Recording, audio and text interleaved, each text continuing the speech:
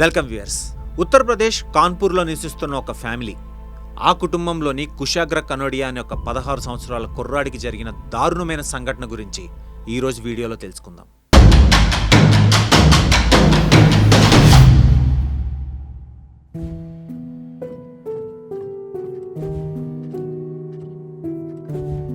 ఇలాంటి మరిన్ని interesting videos కోసం మన స్పాట్ ఛానల్ని వెంటనే సబ్స్క్రైబ్ చేసుకోండి.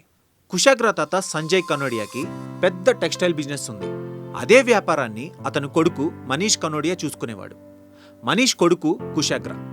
వీరు ధనవంతులు కావడం వలన ఎలాంటి ఫైనాన్షియల్ ప్రాబ్లమ్స్ లేకుండా చాలా హ్యాపీగా జీవిస్తున్నారు. కుశాగ్రకి డాక్టర్ అవ్వాలనే కోరిక. ప్రస్తుతం 10th క్లాస్ చదువుతున్నాడు. అందుకే స్కూల్ నుంచే నీట్ కోచింగ్ తీసుకోవడం ప్రారంభించాడు. ప్రతిరోజు స్కూల్ నుండి కోచింగ్ సెంటర్కి వెళ్ళి అక్కడి నుండి డైరెక్ట్గా ఇంటికి వచ్చేవాడు. ఇలా జరుగుతుండగా అక్టోబర్ 30న కుశాగ్ర తన బైక్పై ఇంటి నుండి స్కూల్కి బయలుదేరి వెళ్ళాడు. ఆ తర్వాత 4:30కి స్కూల్ నుండి బయటికి వచ్చాడు. కానీ ఇంటికి రాలేదు. సమయం 7 గంటలైంది. కుశాగ్ర జనరల్గా ఈ టైంకి ఇంటికి చేరుకునేవాడు. వాళ్ళ అమ్మ కుశాగ్ర మొబైల్కి కాల్ చేసింది, కానీ కనెక్ట్ అవ్వలేదు. స్విచ్ ఆఫ్ వస్తుంది. Calling is either switched off or not reachable at the moment. Please try later. దాంతో కంగారుపడి అతని తండ్రికి ఫోన్ చేసి ఇదే విషయాన్ని చెప్పింది. దానికి అతను, ఎందుకు కంగారు పడుతున్నావు, దారిలో ఏదన్నా పనుండి ఆగాడేమో, ఇంకో అరగంట వరకు చూడని చెప్పి తన పనిలో మునిగిపోయాడు. కానీ తండ్రి ఉన్నంత రిలాక్స్గా తల్లి ఉండలేకపోయింది. టెన్షన్ పడుతూ కుశాగ్రకి మళ్ళీ కాల్ చేసింది. ఎంతకీ కాల్ కలవకపోయేసరికి అతని ఫ్రెండ్స్కి కాల్ చేసింది. కుశాగ్ర 4:30కే క్లాస్ నుంచి బయలుదేరి వెళ్ళిపోయాడని, ఈరోజు కోచింగ్ క్లాస్కి కూడా రాలేదని చెప్పారు.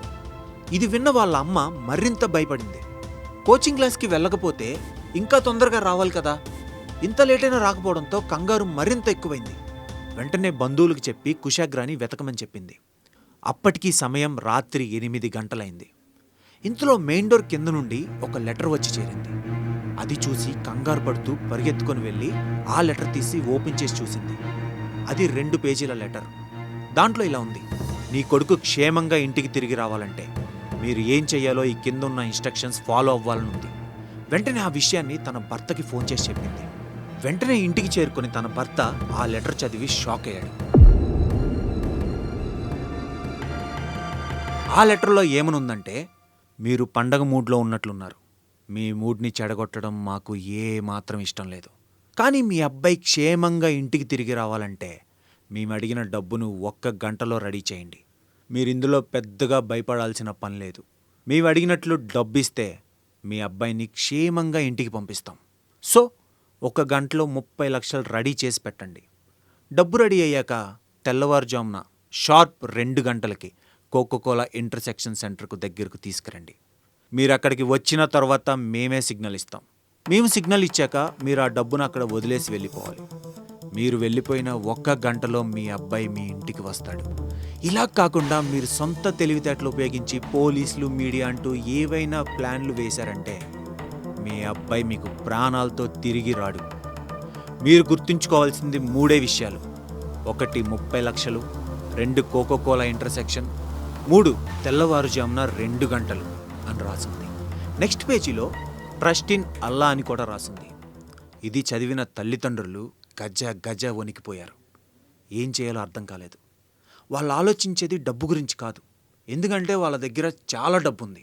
కానీ 30 లక్షలు ఇచ్చిన తర్వాత వాళ్ళు తమ అబ్బాయిని ప్రాణాలతో వదులుతారా లేదా అనేదే వాళ్ళ ముందున్న ప్రశ్న. ఎందుకంటే ఇలా కిడ్నాప్ చేసి డబ్బులు డిమాండ్ చేసేవాళ్ళు డబ్బులు ముట్టిన తర్వాత ఏదైనా చేయవచ్చని వాళ్ళు చాలాసార్లు న్యూస్ ఛానల్లో చూసి ఉన్నారు. అందుకని ఈ విషయాన్ని పోలీసులకి చెప్దామని నిర్ణయించుకున్నారు. కానీ కుశాగ్ర తల్లి దానికి ఒప్పుకోలేదు.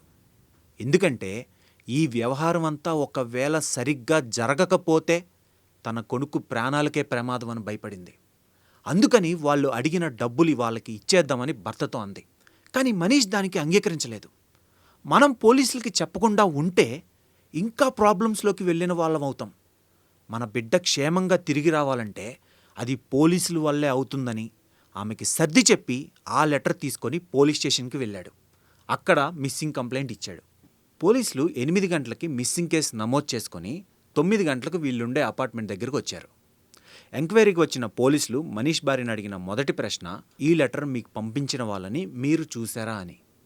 ఆ టైంలో డోర్ క్లోజ్ ఉంది. డోర్ కింద ఉన్న గ్యాప్ నుండి ఎవరో లోపలికి ఈ లెటర్ నెట్టి వెళ్ళారని తను చెప్పింది. వెంటనే పోలీసులు అపార్ట్మెంట్ సెక్యూరిటీ గార్డ్ని పిలిపించి 7 గంటల నుండి 7:30 వరకు ఎవరినైనా అనుమానించదగిన వ్యక్తులు నీకు ఈ పరిసర ప్రాంతాల్లో కనిపించారా అని అడిగారు. దానికి సమాధానంగా సెక్యూరిటీ గార్డ్, అవును సార్, 7:45 ఒక వ్యక్తి బైక్ పైన వచ్చాడు. అతను హెల్మెట్ పెట్టుకొని ఉన్నాడు సార్. హెల్మెట్ లోపల కర్చీఫ్తో ఫేస్ అంతా కనిపించకుండా కట్టుకొని ఉన్నాడు. సరాసరి నా వద్దకే వచ్చి ఒక లెటర్ ఇచ్చి ఈ లెటర్ని ఈ మనీష్ సార్ వాళ్ళ ఇంట్లో ఇవ్వమని చెప్పాడు సార్. నేను గేట్ దగ్గర ఉండాలి, మీరే వెళ్ళి ఇవ్వండి అని చెప్పాను సార్. తను పార్కింగ్లో బైక్ పార్క్ చేసుకొని హెల్మెట్ తీయకుండానే మనీష్ సార్ ఫ్లాట్ వైపు వెళ్ళాడు సార్. నాకెందుకు అతన్ని చూస్తే కొంచెం అనుమానంగా అనిపించింది. బైక్ నెంబర్ నోట్ చేసుకుందామని పార్కింగ్ దగ్గరికి వెళ్ళాను సార్. బైక్ ముందు నెంబర్ ప్లేట్కి బ్లాక్ పెయింట్ వేసింది. వెనకాల నెంబర్ ప్లేట్కి ఒక క్లాత్ కట్టుంది సార్. అది చూసి నేను షాక్ అయిపోయాను. వెనకాల నెంబర్ ప్లేట్కి ఉన్న క్లాత్ తీసి నెంబర్ నోట్ చేసుకున్నాను సార్. ఇదే సార్ ఈ బైక్ నెంబర్ ప్లేట్ అని చెప్పి ఆ నెంబర్ని పోలీసులకి ఇచ్చాడు. ఆ బైక్ నెంబర్ అనుంది. పోలీసులు ఆ బండి ఎవరిదో తెలుసుకుందామని మిగతా స్టాఫ్కి ఇచ్చారు. ఆ నెంబర్ ఎంక్వైరీకి పంపిన తర్వాత తిరిగి సెక్యూరిటీని ప్రశ్నించడం మొదలుపెట్టారు. అతన్ని చూస్తే నీకేమైనా అనుమానం వచ్చిందా? ఇదివరకు అతన్ని ఇప్పుడైనా ఈ పరిసర ప్రాంతాల్లో చూసావా అని సెక్యూరిటీని అడిగారు. దానికి సెక్యూరిటీ అప్పుడప్పుడు ఇదే బైక్ పైన రచిత మేడం వచ్చి వెళ్తుండేదని చెప్పాడు. అది విని కుశాగ్ర తల్లిదండ్రులు షాక్ అయ్యారు. వెంటనే సెక్యూరిటీతో ఏం పేరు చెప్పావు అని గట్టిగా అడిగారు. సెక్యూరిటీ, అవును మేడం, రచిత మేడం ఈ బైక్ పైన 4-5 సార్లు వచ్చిందని చెప్పాడు. అదే బైక్ని ఇతను కూడా తీసుకొచ్చాడు, నెంబర్ ప్లేట్స్ కనిపించకుండా చేసి తీసుకొచ్చాడని చెప్పాడు. ఈ విషయం విన్న కుశాగ్ర తల్లిదండ్రులకి విపరీతమైన కోపం వచ్చింది. ఎందుకంటే కుశాగ్ర 2 సంవత్సరాలుగా ఈ రచిత మేడం దగ్గరే ట్యూషన్కి వెళ్తున్నాడు. రచిత స్కూటీతోనే ఆ లెటర్ డెలివరీ అయిందని తెలిసి పోలీసులకి ఆ అమ్మాయి మీద డౌట్ వచ్చింది. వెంటనే పోలీసులు, మీరిద్దరూ ఏమీ తెలియనట్లు రచిత వాళ్ళ ఇంటికి వెళ్ళండి, ఆ స్కూటీ ఇంట్లో ఉందా లేదో అని చూడండి. ఒక్కవేళ స్కూటీ గనక అక్కడ ఉంటే ఈ కేసుతో ఆమెకి సంబంధం ఉన్నట్లని చెప్పారు. అది విన్న కుశాగ్ర తల్లిదండ్రులు ఇద్దరూ రచిత వాళ్ళ ఇంటికి వెళ్ళారు. అక్కడ బైక్ కనిపించలేదు. డోర్ కొట్టి రచితని పిలిచారు. గుమ్మంలో వీళ్ళని చూసిన రచిత షాక్ అయింది. ఆమెతో కుశాగ్ర తండ్రి, కుశాగ్ర ఇంకా ఇంటికి రాలేదు, నీ బైక్ ఒకసారి ఇస్తావా? కుశాగ్ర వాళ్ళ బ్రదర్ ఆ బైక్ వేసుకొని ఎక్కడున్నాడో చూసి వస్తాడు అని అడిగాడు. దానికి రచిత తన స్కూటీ తన దగ్గర లేదని, నా బాయ్ ఫ్రెండ్ దగ్గర ఉందని, అతని పేరు ప్రభాత్ శుక్లా అని అతని అడ్రస్ ఇచ్చింది. వెంటనే పోలీసులు ఆ అడ్రస్కి వెళ్ళి చూడగా ఆమె చెప్పిన స్కూటీ ఇంటి బయట పార్కింగ్ చేసి ఉంది. దాన్ని ఐడెంటిఫై చేయడానికి సెక్యూరిటీ గార్డ్ని కూడా వెంటబెట్టుకొని వెళ్ళారు. ఆ గార్డ్ ఆ స్కూటీని గుర్తుపట్టి, అవును సార్, దీని మీద ఒక వ్యక్తి వచ్చి లెటర్ ఇచ్చి వెళ్ళాడు అని చెప్పాడు. నేను నోట్ చేసిన నెంబర్ కూడా ఇదే సార్ అని చెప్పాడు. అది విన్న వెంటనే పోలీసులు ఆ ఇంట్లో ఉన్న ప్రభాత్ శుక్లాని అరెస్ట్ చేసి రచితను కూడా స్టేషన్కి తీసుకెళ్లి ఇద్దరిని సపరేట్గా ఇంట్రాగేట్ చేయడం మొదలుపెట్టారు. పోలీసులు అడిగిన ఏ ప్రశ్నకి వాళ్ళు సరైన సమాధానం చెప్పలేదు. పైగా వాళ్లే పోలీసుల్ని ఎదురు ప్రశ్నిస్తున్నారు. కుశాగ్ర కనిపించకుండా పోతే వెతకాల్సింది పోయి మమ్మల్ని ఎందుకు తీసుకొచ్చారని అడుగుతున్నారు. ఇలాగైతే నిజం రాబట్టలేమని పోలీసులు వారి స్టైల్లో ఇంట్రాగేషన్ మొదలుపెట్టారు. దాంతో రచిత అసలు కథ చెప్పడం ప్రారంభించింది. ఆమె చెప్తుండగా పోలీసులు మొదట కుశాగ్ర ఎక్కడున్నాడు అది చెప్పమని అడిగారు. కుశాగ్ర ప్రభాత్ ఇంట్లోనే ఉన్నాడు, స్టోర్ రూమ్లో దాచిపెట్టామని చెప్పింది. వెంటనే పోలీసులు ప్రభాత్ ఇంటికి వెళ్ళి ఆమె చెప్పిన రూమ్ని ఓపెన్ చేసి చూశారు. గదంతా చీకటిగా ఉంది. ఆ చీకట్లో స్టోర్ రూమ్ మొత్తం వెతికారు. కుశాగ్ర కనిపించాడు, కానీ ప్రాణాలతో కాదు. అది చూసిన పోలీసులు ఈ విషయాన్ని వాళ్ళ తల్లిదండ్రులు చెప్పారు. వాళ్ళు ఏడవడం ప్రారంభించారు. కుశాగ్ర తల్లి కోపంతో అరుస్తూ పోలీసులతో, అసలు నా బిడ్డను ఎందుకు చంపిందో తెలుసుకోండి సార్ అంటూ గట్టిగా అరవడం ప్రారంభించింది. పోలీసులు మళ్ళీ రచితని ఇంట్రాగేట్ చేశారు. దాంతో రచిత అసలు విషయం చెప్పడం మొదలుపెట్టింది. కుశాగ్ర సాయంత్రం 4:30 స్కూల్ వదిలేక ఇంటికి వెళ్తుంటే దారిలో రచిత లిఫ్ట్ అడిగింది. రచిత తన ట్యూషన్ టీచర్ అవడంతో కుశాగ్ర వెంటనే స్కూటీ ఆపి లిఫ్ట్ ఇచ్చాడు. తన్ని ప్రభాత్ ఇంటి దగ్గర డ్రాప్ చేయమని రచిత రిక్వెస్ట్ చేసింది. రచిత ప్రభాత్తో రిలేషన్లో ఉన్న విషయం కుశాగ్రకు తెలుసు. ప్రభాత్ ఇంటి దగ్గర దిగిన తర్వాత రచిత కుశాగ్రని లోపలికి రా, కాఫీ తాగి వెళ్దూ గాని అని ఆహ్వానించింది. అది విని కుశాగ్ర సరే అని లోపలికి వెళ్ళాడు. పోలీసులు ప్రభాత్ శుక్లా ఇంటి దగ్గర ఉన్న సీసీ కెమెరా ఫుటేజ్ని తెప్పించుకొని చూశారు. అందులో సాయంత్రం 4:30 వీళ్ళిద్దరూ ప్రభాత్ ఇంటి లోపలికి వెళ్ళడానికి గుర్తించారు. ఒక అరగంట తర్వాత రచిత, ప్రభాత్ బయటికి రావడం అందులో రికార్డ్ అయింది. తర్వాత ప్రభాత్ కుశాగ్ర స్కూటీ వేసుకొని వెళ్ళిపోయాడు. అంటే కుశాగ్రాని 4:30 నుండి 5 గంటల మధ్యలో చంపేశారని పోలీసులకు అర్థమైంది. అదే విషయాన్ని రచిత కూడా ఒప్పుకుంది. రచిత పూర్తి పేరు రచిత వాట్స్. హిమాచల్ ప్రదేశ్లో పుట్టింది. తను పుట్టిన కొద్ది రోజులకే ఆమె తల్లి మరణించింది. తల్లి మరణించిన కొన్ని రోజులకి తండ్రి ఆమెను తీసుకొని ఉత్తరప్రదేశ్లో ఉన్న కాన్పూర్కి షిఫ్ట్ అయ్యాడు. ఆమె కాన్పూర్లోనే పెరిగింది. అలా పెరిగి టీనేజ్ వచ్చే టైంకి ఆమె తండ్రి కూడా చనిపోయాడు. తండ్రి చనిపోయిన తర్వాత ఆమెను ఎవరూ చేరదీయలేదు. ఒక అనాథగా ఉండిపోయింది. బతుకు తెరువు కోసం ఏం చేయాలో ఆలోచిస్తుండగా తనకున్న అరకొర నాలెడ్జ్తో ట్యూషన్స్ చెప్పి సంపాదించాలని నిర్ణయించుకుంది. ఆలోచన వచ్చిన వెంటనే తను ఉన్న అపార్ట్మెంట్లోని పిల్లలందరినీ పిలిచి వాళ్ళకి ట్యూషన్స్ చెప్పడం ప్రారంభించింది. అలా వచ్చిన స్టూడెంట్స్లో కుశాగ్ర కూడా ఒకడు. ఇలా ఉండగా రచితకి ప్రభాత్ శుక్లా అనే ఒక అబ్బాయితో పరిచయం అయింది. ఆ పరిచయం ప్రేమగా మారింది. ఇద్దరూ చాలా క్లోజ్గా మూవ్ అవుతూ వచ్చారు. ఇలా జరుగుతుండగా కుశాగ్ర రచిత దగ్గర ట్యూషన్లో జాయిన్ అయిన దగ్గర నుండి బాగా చదవడం మొదలుపెట్టాడు. ఇతనిలో వచ్చిన మార్పును చూసి కుశాగ్ర తల్లిదండ్రులు చాలా సంతోషించారు. వాళ్ళు ఆనందంతో రచితని తమ ఇంటికి పిలిచి, నీ వల్లే మా అబ్బాయి బాగా చదువుకుంటున్నాడు, ఇక నుండి నువ్వు పరాయి అమ్మాయివి కాదు, మా కుటుంబంలో ఒక్కదానివి, మా ఇంట్లో ఏ ఫంక్షన్ జరిగినా నువ్వు తప్పకుండా రావాలని చెప్పి అప్పటి నుంచి రచితని వాళ్ళ ఇంట్లో జరిగే ప్రతి ఫంక్షన్కి పిలవడం మొదలుపెట్టారు. అంతలో కుశాగ్ర 16వ పుట్టినరోజు వచ్చింది. ఆ బర్త్డే పార్టీకి కుశాగ్ర తల్లిదండ్రులు రచితను కూడా ఇన్వైట్ చేశారు. ఆ ఫంక్షన్కి రచిత తనతో పాటు తన బాయ్ ఫ్రెండ్ ప్రభాత్ని కూడా తీసుకువచ్చింది. ప్రభాత్ అప్పటికే చాలా ఫైనాన్షియల్ ప్రాబ్లమ్స్లో ఉన్నాడు. ఎందుకంటే మొబైల్లో ఆన్లైన్ గేమ్స్ ఆడి చాలా డబ్బులు పోగొట్టుకున్నాడు.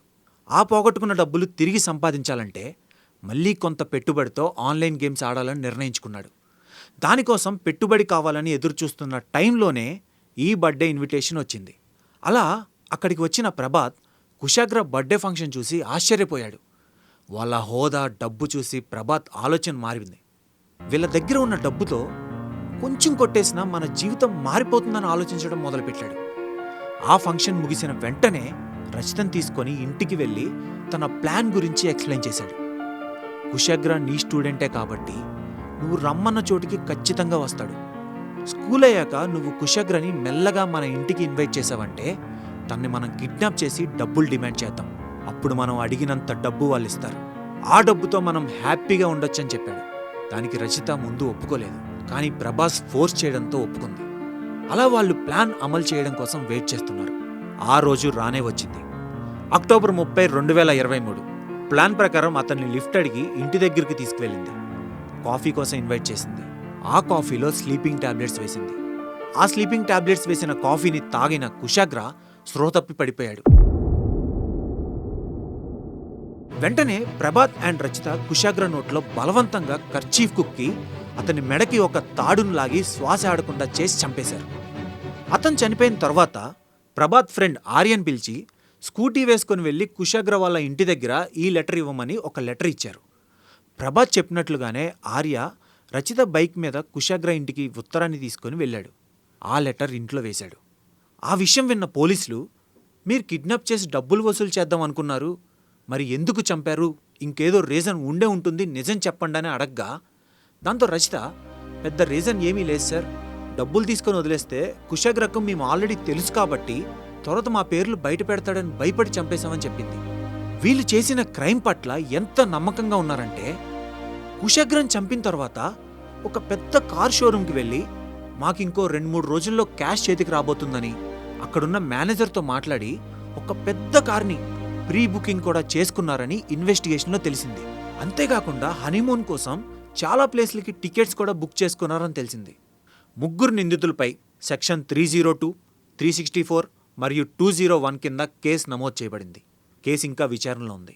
ఏదేమైనప్పటికీ 16 సంవత్సరాలు కూడా నిండని కుశాగ్ర డాక్టర్ అవ్వాలనే తన కల నెరవేరకుండానే ఈ లోకం విడిచిపెట్టాడు. మరొక ఇంట్రెస్టింగ్ స్టోరీతో నెక్స్ట్ ఎపిసోడ్లో కలుసుకుందాం. Until then, bye.